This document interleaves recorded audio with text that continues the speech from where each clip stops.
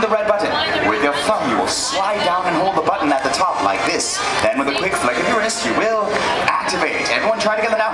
And activate. Good, just like that, lad. And go. Perfect. Now, if your lightsaber does not fully extend, you can extend it thusly. However, if this were a real lightsaber, you would never do this. That would be bad.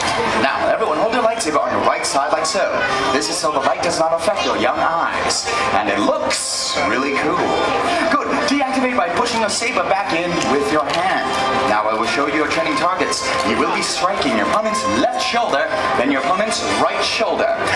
Do you know what happens when you cut off your opponent's arms? You disarm them! Gee, I'm sensing the dark side all over the place, seriously. That was a Jedi jest. We don't have many, but when we do, you will all find them funny. Now your remaining target shall be here, the left leg, here the right leg, then finally onto your opponent's head. Training's in the lower sector. At this time, turn forward and face a lunar ride. She'll lead you through this combination. Watch her carefully, she's a powerful Jedi and strong in the Force. Students carefully watch your Jedi instructors and do as we do. Ready, class? Let's begin. Activate. Now, cut your opponent's left shoulder. Good. Now bring your lightsaber over your head and cut your opponent's right shoulder.